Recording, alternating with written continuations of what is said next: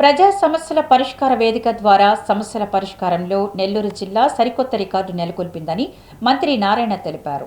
జిల్లాలో గత 2 ఏళ్ల కాలంలో 82,000 అర్జీలు అందగా వాటిలో 71,000 సమస్యలను విజయవంతంగా పరిష్కరించినట్లు వెల్లడించారు. ప్రజా సమస్యల పరిష్కారంలో ప్రజా ప్రతినిధుల పనితీరుపై ముఖ్యమంత్రి పర్యవేక్షణ బాధ్యతలో భాగంగా మంత్రి ప్రజా సమస్యల పరిష్కార వేదిక కార్యక్రమంలో పాల్గొన్నారు. నెల్లూరు పర్యటనలో భాగంగా నిర్వహించిన కార్యక్రమంలో జిల్లా కలెక్టర్ హిమాంశు శుక్లాతో కలిసి ప్రజల నుంచి అర్జీలు స్వీకరించారు. వివిధ సమస్యలపై ప్రజలు సమర్పిస్తున్న వినతులు, వాటి పరిష్కారంలో అధికారులు తీసుకుంటున్న చర్యల గురించి మంత్రి ఆరా తీశారు. అర్జీల పరిష్కార ప్రక్రియను వేగవంతంగా పూర్తి చేయాలని అధికారులకు సూచించారు.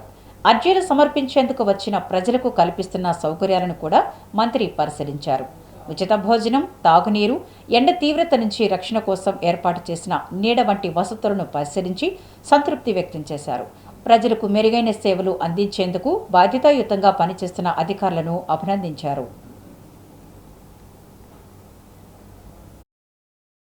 ఏదైతే గ్రీవెన్స్ ఎవ్రీ మండే ఈ రాష్ట్రంలో గ్రీవెన్స్ సెల్ ఉందో ఆ గ్రీవెన్స్ సెల్లో రెగ్యులర్గా కలెక్టర్ గారి యొక్క ఆధ్వర్యంలో డిఫరెంట్ డిపార్ట్మెంట్స్ అందరూ ఇక్కడే ఉండి ప్రజలు ఏదైతే వినతులు తెస్తున్నారో అవి రిసీవ్ చేసుకొని అక్కడికక్కడ సాల్వ్ చేయగలిగితే అక్కడికక్కడే ఇన్స్ట్రక్షన్ ఇస్తున్నారు.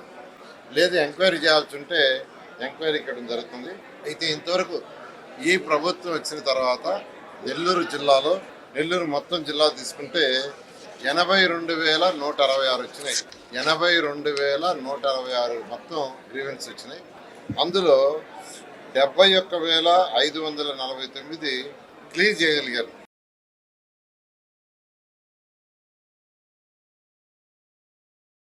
ఏదైతే గ్రీవెన్స్ ఎవ్రీ మండే ఈ రాష్ట్రంలో గ్రీవెన్స్ సెల్ ఉందో ఆ గ్రీవెన్స్ సెల్లో రెగ్యులర్గా కలెక్టర్ గారి యొక్క ఆధ్వర్యంలో డిఫరెంట్ డిపార్ట్మెంట్స్ అందరూ ఇక్కడే ఉండి ప్రజలు ఏదైతే వినతులు తెస్తున్నారో అవి రిసీవ్ చేసుకొని అక్కడికక్కడ సాల్వ్ చేయగలిగితే అక్కడికక్కడే ఇన్స్ట్రక్షన్ ఇస్తున్నారు. లేదు ఎంక్వైరీ చేయాల్సి ఉంటే ఎంక్వైరీ ఇక్కడ జరుగుతుంది. అయితే ఇంతవరకు ఈ ప్రభుత్వం వచ్చిన తర్వాత నెల్లూరు మొత్తం జిల్లా తీసుకుంటే 82,166 వచ్చినాయి. 82,166 మొత్తం గ్రీవెన్స్ వచ్చినాయి. అందులో 71,549 క్లియర్ చేయగలిగారు.